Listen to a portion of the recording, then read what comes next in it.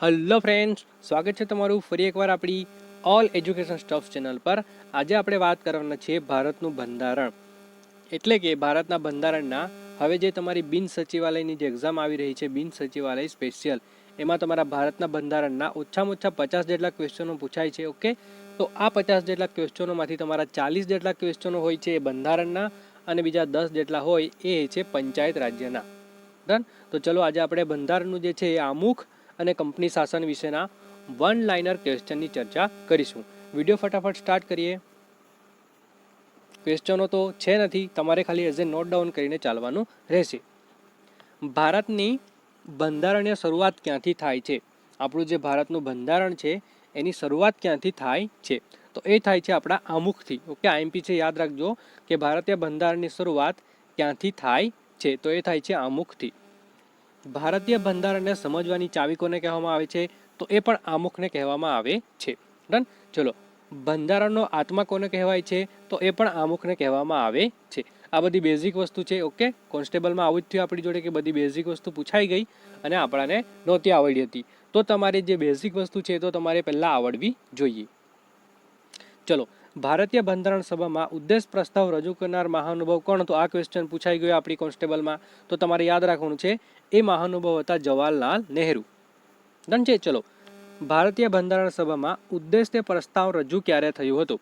તો 13 ડિસેમ્બર 1946। બધાને ખબર છે કે 9 ડિસેમ્બર 1946ના રોજ ભારતીય બંધારણ સભાની પ્રથમ બેઠક મળી હતી અને 13 ડિસેમ્બર 1946ના રોજ સેકન્ડ નંબર એટલે કે બીજા નંબરની જે બેઠક મળી હતી તે બેઠકમાં ભારતીય બંધારણ સભાનો જે ઉદ્દેશ પ્રસ્તાવ જે રજૂ થયો હતો। ડન। ચલો, ભારતીય બંધારણ સભામાં ઉદ્દેશ્ય પ્રસ્તાવનો સ્વીકાર ક્યારે થયો? તો આ તારીખ નોટ ડાઉન કરી લેજો। 22 જાન્યુઆરી 1947ના રોજ ઉદ્દેશ્ય પ્રસ્તાવનો સ્વીકાર થયો હતો। આમુખનું પ્રારૂપ કોણે તૈયાર કર્યું? તો મોસ્ટ આઈએમપી ક્વેશ્ચન। આમુખનું પ્રારૂપ તૈયાર કરનાર જે વ્યક્તિ હતા એ હતા સર બી.એન. રાવ। સર બી.એન. રાવ જે હતા એમણે આમુખનું પ્રારૂપ તૈયાર કર્યું હતું। ભારતીય બંધારણના આમુખનો સ્ત્રોત જણાવો, એટલે કે ભારતનો બંધારણનો જે આમુખનો સ્ત્રોત છે એ આપણે કયા પરથી લીધો છે? તો અમેરિકા પરથી આપણે આમુખનો સ્ત્રોત લીધો છે। જ્યારે સેકન્ડ નંબરનું જે છે એ આમુખની ભાષાનો, જો ભાષા આવે ને ભાષા, તો આમુખની ભાષાનો સ્ત્રોત જે છે એ ઓસ્ટ્રેલિયા પાસેથી લીધો છે। ઓકે, ઓસ્ટ્રેલિયા પાસેથી લીધો છે।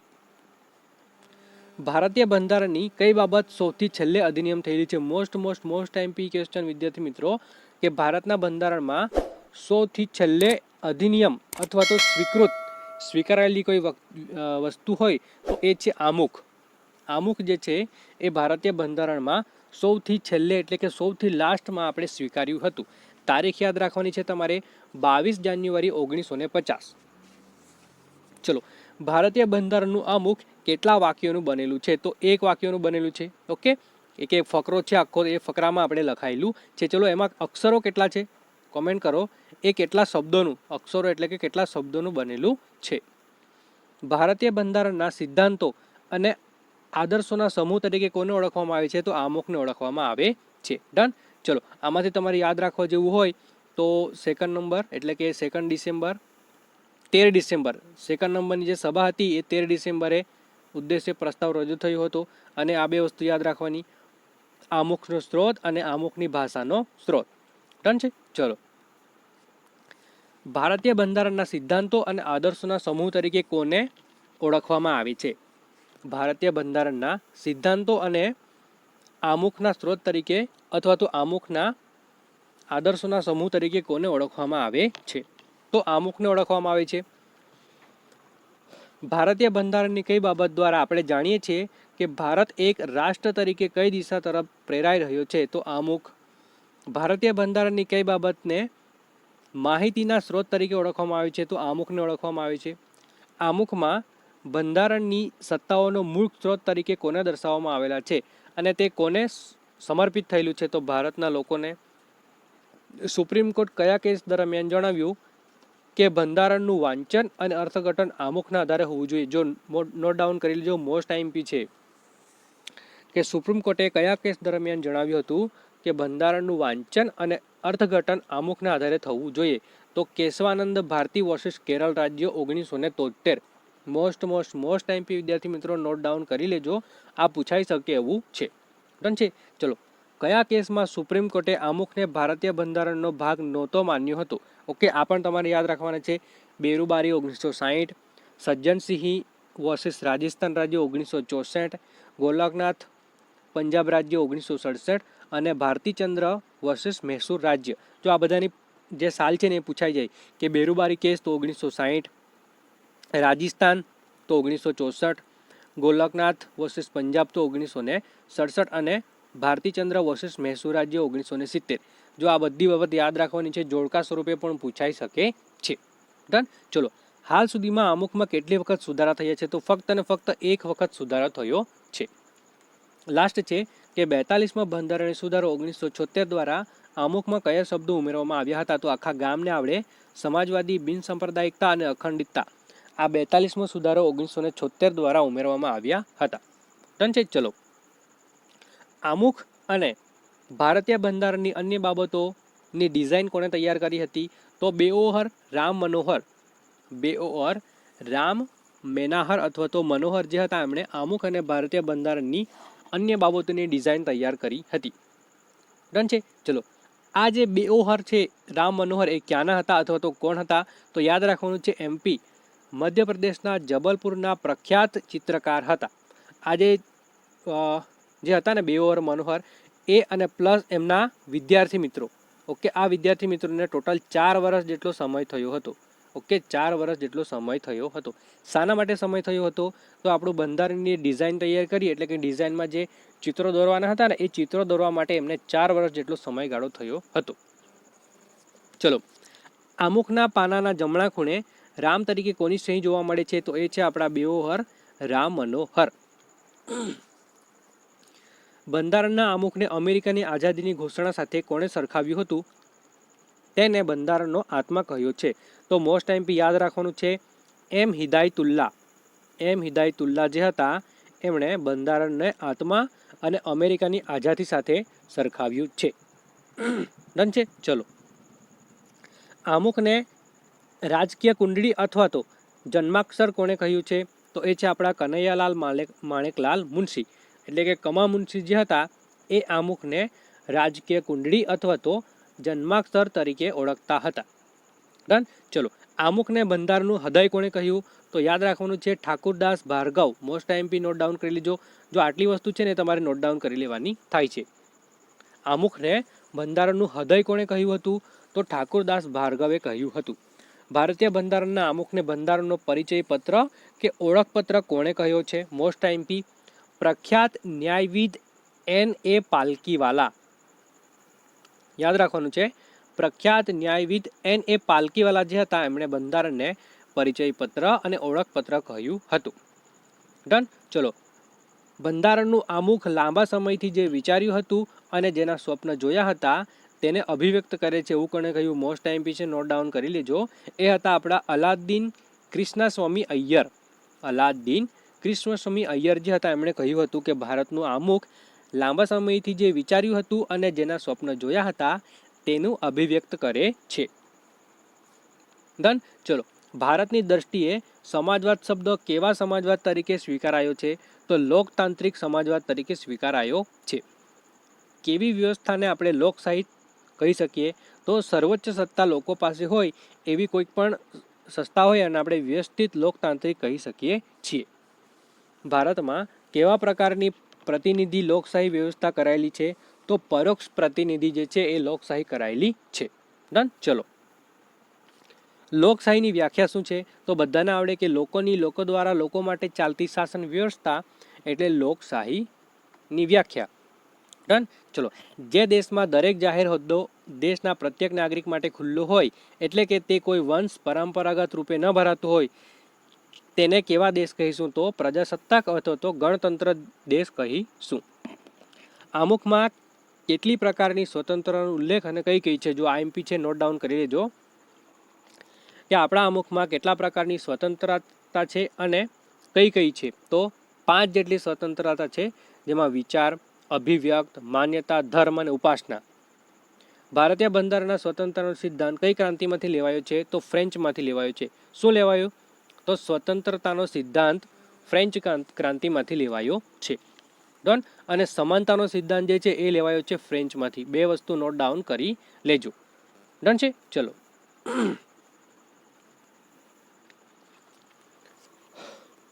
ભારતની દ્રષ્ટિએ સમાજવાદ શબ્દ કેવા શબ્દોનો તરીકે સ્વીકાર્યો છે?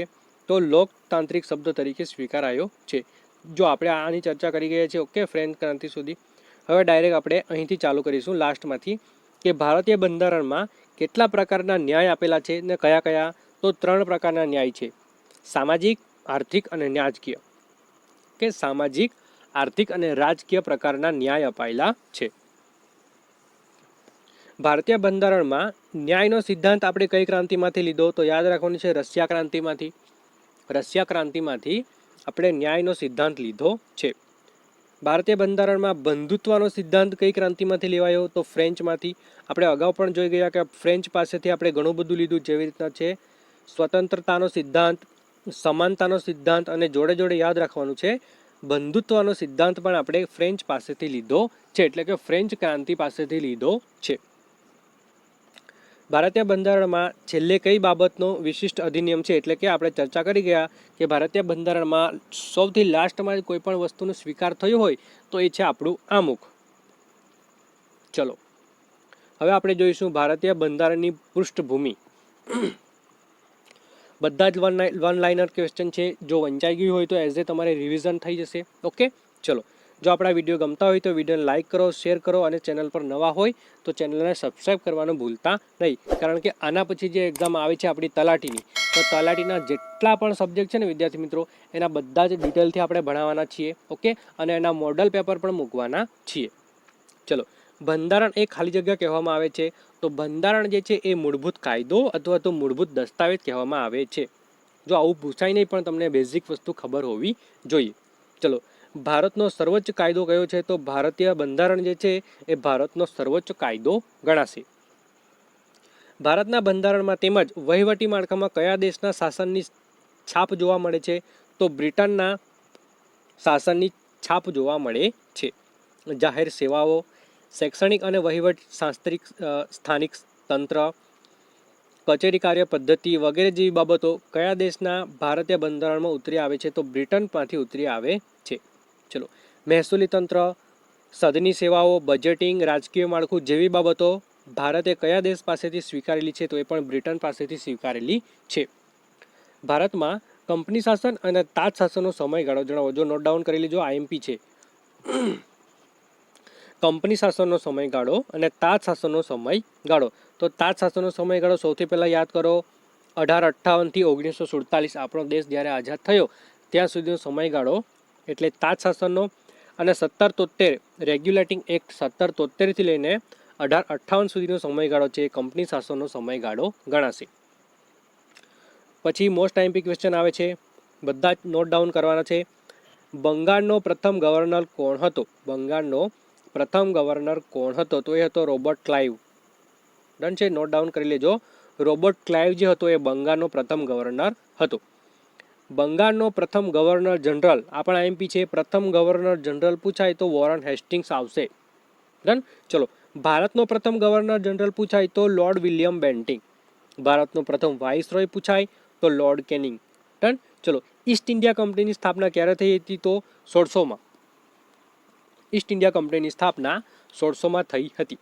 જ્યારે ઈસ્ટ ઇન્ડિયા કંપનીની સ્થાપના થઈ ત્યારે ભારતમાં કોનું શાસન હતું? મોસ્ટ આઈએમપી ક્વેશ્ચન છે. જ્યારે આપણા ભારત દેશમાં જ્યારે ઈસ્ટ ઇન્ડિયા કંપનીની સ્થાપના થઈ હતી 1600માં, ત્યારે આપણા ભારત દેશમાં કોનું શાસન હતું? તો મુગલ બાદશાહ અકબર. નોટ ડાઉન કરી લેજો, મુગલ બાદશાહ અકબરનું શાસન હતું. ઈસ્ટ ઇન્ડિયા કંપનીમાં શાસન સમયે બ્રિટનની રાણી કોણ હતા? તો એલિઝાબેથ પ્રથમ. ઈસ્ટ ઇન્ડિયા કંપની એટલે કે 1600માં જ્યારે ઈસ્ટ ઇન્ડિયા કંપનીની સ્થાપના થઈ ત્યારે એલિઝાબેથ પ્રથમ જે હતા એ બ્રિટનના રાણી હતા. ચલો, આગળ જઈશું કે ભારતમાં કંપની શાસન અને તાજ શાસનનો સમયગાળો આપણે જોઈ ગયા. બંગાળનો પ્રથમ ગવર્નર જોઈ ગયા રોબર્ટ ક્લાઇવ. બંગાળનો પ્રથમ ગવર્નર જનરલ જોઈ ગયા વોરન હેસ્ટિંગ. ભારતનો પ્રથમ governor general lord William Bentinck. ભારતનો પ્રથમ વાઇસરોય હતો lord Canning. East India company 1600માં ઓકે સ્થાપના થઈ ત્યારે ભારતમાં કોનું શાસન હતું? મુગલ બાદશાહ અકબર. ઈસ્ટ ઇન્ડિયા કંપની શાસન સમયે બ્રિટનની રાણી હતી એલિઝાબેથ.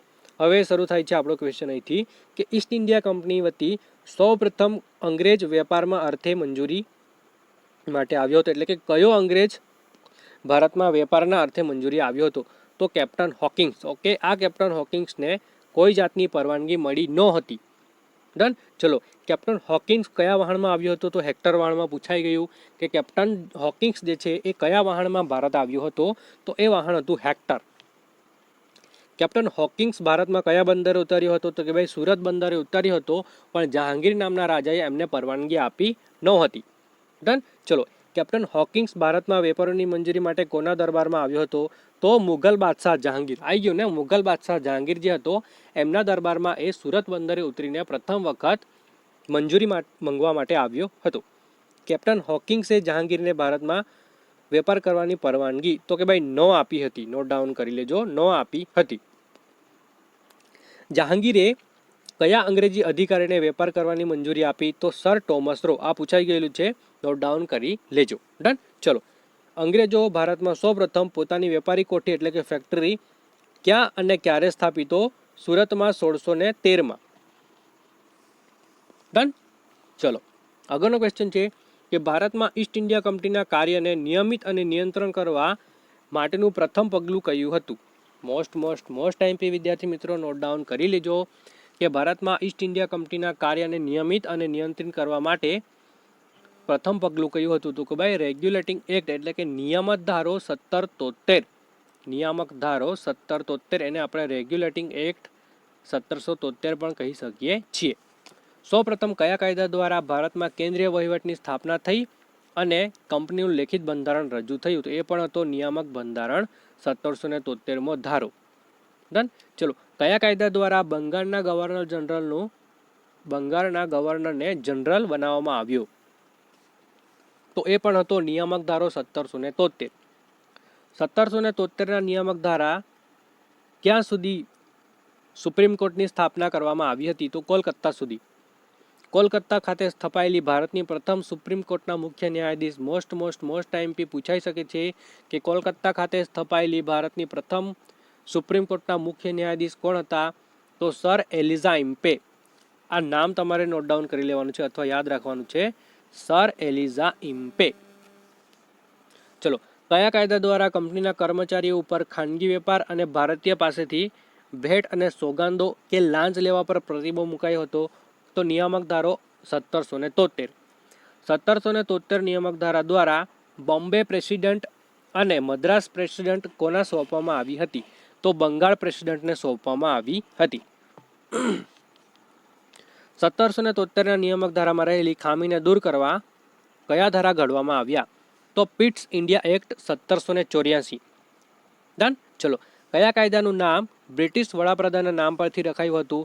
તો 1734 એટલે કે પિટ્સ ઇન્ડિયા એક્ટ જે છે એ કોઈ અંગ્રેજીના બ્રિટનના વડાપ્રધાન હતા એમના નામ પરથી નામ રખાયું હતું. કયા કાયદા દ્વારા કંપનીએ ભારતના વિસ્તારને બ્રિટિશ અધિકૃત ભારતીય પ્રદેશ નામ આપ્યું? તો પિટ્સ ઇન્ડિયા એક્ટ 1784. ડન છે. ચલો, કયા કાયદા દ્વારા કંપનીના વેપારી અને રાજકીય કાર્યો અલગ અલગ થયા? તો એ પણ હતો આપણો Pitt's India act 1784. 1784 Pitt's India act મારફતે કંપનીના વેપારી કાર્યના નિયમન માટે કોની રચના થઈ? આઈએમપી છે, નોટ ડાઉન કરી લેજો. તો નિર્દેશક મંડળ અથવા તો કોર્ટ ઓફ ડાયરેક્ટર. ડન છે. ચલો, 1784ના પિટ્સ ઇન્ડિયા એક્ટ મારફતે કંપનીના રાજકીય કાર્યોના નિયમન માટે કોની રચના થઈ? તો બોર્ડ ઓફ કંટ્રોલ. આઈએમપી છે, નોટ ડાઉન કરી લેજો. કયા કાયદા મુજબ અથવા તો કયા કાયદા દ્વારા કંપનીને ભારતમાં શિક્ષણ પાછળ 1 લાખનો ખર્ચ કરવાનું નક્કી કર્યું? તો ચાર્ટર્ડ એક્ટ 1813માં. મોસ્ટ આઈએમપી છે, નોટ ડાઉન થઈ શકે છે અથવા કરી શકો છો કે કયા ચાર્ટર્ડ એક્ટ દરમિયાન શિક્ષણ પાછળ 1 લાખનો ખર્ચ થયો હતો? તો એ હતો ચાર્ટર્ડ એક્ટ 1873. ચાર્ટર્ડ એક્ટ 1813 મારફતે કંપનીએ કઈ બાબતો સિવાયના વેપારનો અધિકારનો અંત આણ્યો છે? તો ચા અને ચીન. યાદ રાખવાનું છે, 1813માં ભારતે કઈ કંપની બાબતે સિવાયના વેપારનો એકાધિકારનો અંત આણ્યો છે? તો ચા અને ચીન. કયા એક્ટ દ્વારા બંગાળ ગવર્નર જનરલને ભારતીય ગવર્નર જનરલ બનાવાયો? Most time B not down કરી લેજો કે બંગાળનો ગવર્નર જનરલ ભારતનો ગવર્નર જનરલ બન્યો તો એ કયા એક્ટ દ્વારા? તો ચાર્ટર એક્ટ 1833. ડન છે. ચલો, ભારતના પ્રથમ ગવર્નર જનરલનું બહુમાન કોને ફાળે જાય છે? તો વિલિયમ બેન્ટિંગ.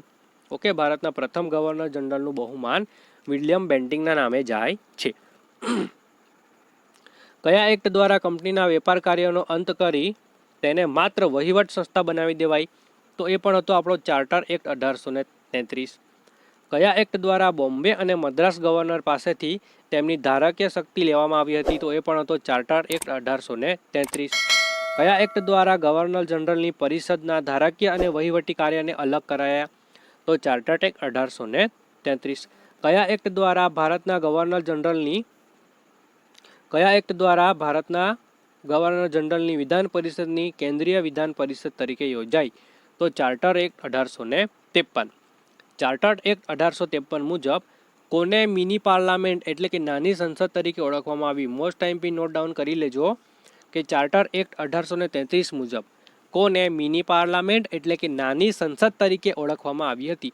તો એ હતી કેન્દ્રીય વિધાન પરિષદ. કેન્દ્રીય વિધાન પરિષદ. કયા એક્ટ દ્વારા કેન્દ્રીય વિધાન પરિષદમાં સ્થાનિક પ્રતિનિધિત્વનો આરંભ થયો? તો ચાર્ટર એક્ટ 1853 મુજબ. કયા એક્ટ દ્વારા સદની અધિકારીઓની ભરતી માટે સ્પર્ધાત્મક પરીક્ષાઓ લેવાનું નક્કી થયું હતું? ભારતીય માટે પણ તેને ખુલ્લી મુકાઈ. તો છે ચાર્ટર એક્ટ 1853 મુજબ. ડન. ચલો, કયા એક્ટ દ્વારા વાઇસરોયની ધારાકીય પરિષદમાં ભારતીયોને બિનસત્તાવાર તરીકે નિમવામાં આવ્યા? તો ભારત પરિષદ અધિનિયમ 1861. નોટ ડાઉન કરી લેજો, ભારતીયોને બિનસત્તાવાર તો ભારતીય પરિષદ અધિનિયમ 1861. કયા એક્ટ દ્વારા કાયદાની નિર્માણની પ્રક્રિયા ભારતીય પ્રતિનિધિત્વ સામેલ કરવાની શરૂઆત થઈ હતી? તો એ પણ હતો આપણો ભારતીય અધિકાર નિયમ. ડન છે.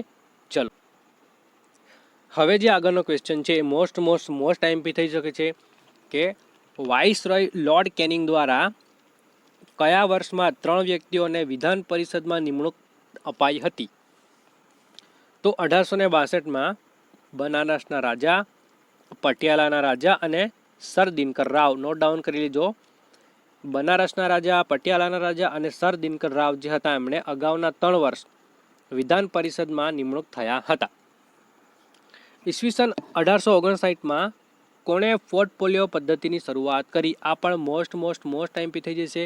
હાલમાં જે પણ તમે શેર બજાર છે, તમારું મ્યુચ્યુઅલ ફંડ છે, ઓકે, એમના જે તમે સ્ટોક્સ જે તમે ખરીદી લીધા હોય તો એક પ્રકારનો તમારો પોર્ટફોલિયો બની જાય. ઓકે, જેવી રીતના તમે જે તમારું ક્રેડિટ ચેક કરવા માટે સિબિલ સ્કોર યુઝ કરો છો ને એ રીતે તમારા કોઈ પણ શેર પરચેસ કર્યા હોય તો એ તમારો જે છે એ પોર્ટફોલિયો બની જાય છે. તો આ પોર્ટફોલિયો પદ્ધતિની શરૂઆત કોણે કરી? તો કેનિંગ, લોર્ડ કેનિંગ જે હતા. નોટ ડાઉન કરી લેજો, લોર્ડ કેનિંગે પોર્ટફોલિયો પદ્ધતિની શરૂઆત કરી હતી. ડન. ચલો, કયા એક્ટ દ્વારા કટોકટીના સમયમાં વાઇસરોયનો વટહુકમ બહાર પાડવાની સત્તા છે? તો ભારતીય પરિષદ અધિનિયમ 1861માં. ભારતીય પરિષદ અધિનિયમ 1861માં કયા વિસ્તાર માટે નવી ધારાકીય પરિષદની જોગવાઈ કરવામાં આવી છે? તો Bengal, north west frontier, Punjab. કયા એક્ટ દ્વારા કેન્દ્રીય અને પ્રાંતીય ધારાસભામાં બિનસત્તાવાર સભ્યોની સંખ્યા વધારવામાં આવી છે? તો ભારતીય પરિષદ અધિનિયમ 1892. કયા એક્ટ દ્વારા સૌપ્રથમ વખત ચૂંટણીનું તત્વ ઉમેરાયું? નોટ ડાઉન કરી લેજો, આઈએમપી થઈ શકે છે કે એવો કયો એક્ટ હતો જેના દ્વારા સૌપ્રથમ વખત ચૂંટણીનું તત્વ ઉમેરાયું હતું? તો એ પણ હતો આપણો ભારતીય પરિષદ અધિનિયમ 1892. કયા એક્ટને મોર્લે મિન્ટો સુધારો તરીકે ઓળખીએ છીએ? તો આ તો આવડતો ક્વેશ્ચન છે. ભારતીય પરિષદ 1909માં. કયા એક્ટ દ્વારા અલગ કોમી પ્રતિનિધિત્વ પ્રથા દાખલ કરવામાં આવી હતી? તો ભારતીય પરિષદ અધિનિયમ 1919માં. કયા એક્ટ દ્વારા મુસ્લિમ સભ્યોની ચૂંટણી માટે મુસ્લિમ મતદાર મંડળ અસ્તિત્વમાં આવ્યું? નોટ ડાઉન કરી લેજો, આઈએમપી થઈ શકે છે. તો ભારતીય પરિષદ અધિનિયમ 1909માં. ચલો, આપણે વાત કરી ગયા છીએ મુસ્લિમ સુધી. ઓકે, આટલે સુધી વાત કરી ગયા છીએ. કયા એક્ટ દ્વારા મુસ્લિમ સભ્યોની ચૂંટણી માટે વખતે મુસ્લિમ મતદાર મંડળ આવી ગયું છે? તો ભારત પરિષદ અધિનિયમ 1909માં. ભારતમાં કોમી ચૂંટણીના જનક કોને કહેવામાં આવે છે? આઈએમપી છે. જો આ બધી ચર્ચા કરી ગઈ છે. ઓકે, આગળના પેજમાં ભારતમાં કોમી ચૂંટણીના જનક તો લોર્ડ મિન્ટો. યાદ રાખવાનું છે, આપણા ભારતમાં કોમી ચૂંટણીના જનક હોય તો મિન્ટો હતા. કયા એક્ટ દ્વારા વાઇસરોયની કારોબારી પદ્ધતિમાં પ્રથમ વખત ભારતીયની નિમણૂક કરવામાં આવી? તો ભારતીય પરિષદ અધિનિયમ 1909માં. વાઇસરોયની કારોબારી પદ્ધતિ, વાઇસરોયની કારોબારી પરિષદમાં નિમણૂક પામનાર સૌપ્રથમ ભારતીય કોણ હતા? તો હતા સત્યેન્દ્રનાથ પ્રસાદ સિન્હા. યાદ રાખવાનું છે, સત્યેન્દ્ર પ્રસાદ સિન્હા જે હતા એ વાઇસરોયની કારોબારી પરિષદમાં નિમણૂક પામનાર પ્રથમ ભારતીય હતા. ડન. ચલો, તો થેન્ક યુ ફોર વોચિંગ વિદ્યાર્થી મિત્રો. આ વન લાઇનર ક્વેશ્ચનની જે છે એ ફર્સ્ટ ભાગ છે. ઓકે, એટલે પ્રથમ ભાગ હતો. આના પછી સેકન્ડ, થર્ડ, ફોર્થ આમાં અલગ અલગ આવશે. જો આમાં આપણે આમુખ જોઈ ગયા, પ્રથમ ભાગમાં આપણે આમુખ જોયું, પછી આપણે જોઈશું એમની બંધારણની જે પણ મેન જે આઈએમપી અનુચ્છેદ હશે એ જોઈશું. ઓકે, પછી આપણે એમના સુધારા જોઈશું. એવી રીતને 5 થી 6 જેટલા આપણે પાર્ટ લઈને આવવાના છે. થોડુંક ફેક્ટ બેઝ પર પૂછાતું હોય છે તો ફટાફટ આપણે ફેક્ટ બેઝ પર નજર મારી લઈએ. કયા બંધારણીય સુધારા દ્વારા અધિનિયમ અંતર્ગત હાઈકોર્ટના ન્યાયાધીશની નિમણૂક વય મર્યાદા 60 થી 62 કરાઈ? તો યાદ રાખવાનું 15મો સુધારો 1963. ડન. ચલો, કયા બંધારણીય સુધારા દ્વારા સિંધી ભાષાને બંધારણીય માન્ય ભાષામાં 8મી સૂચિમાં ઉમેરાઈ હતી? તો આ તો આવડે. 15મા નંબરની ભાષા ઉમેરાઈ હતી સિંધી. 21મો સુધારો 1967. ડન છે. ચલો, કયા બંધારણીય સુધારા દ્વારા અધિનિયમ અંતર્ગત જોગવાઈ કરવામાં આવી કે લેખિત સૂચિત હોય તો જ રાષ્ટ્રપતિ કટોકટી જાહેર કરી શકે છે? તો 44મો સુધારો 1978. કયા બંધારણીય સુધારા દ્વારા અધિનિયમ હેઠળ મિલકત ધરાવતા અધિકારને મૂળભૂત અધિકારની યાદીમાંથી દૂર કરવાની કાનૂની અધિકાર બનાવવામાં આવ્યો? તો એ પણ હતો 44મો સુધારો 1978. ડન. ચલો, મળીએ છીએ બીજા એમપી ક્વેશ્ચન લઈને. ત્યાં સુધી જય હિન્દ, જય ભારત. વિડીયો ગમે તો વિડીયોને લાઇક કરવાનો છે, વિડીયોને શેર કરવાનો છે, ચેનલ પર નવા હોય તો ચેનલને સબસ્ક્રાઈબ કરી લેવાનું થાય છે. ડન. ચલો.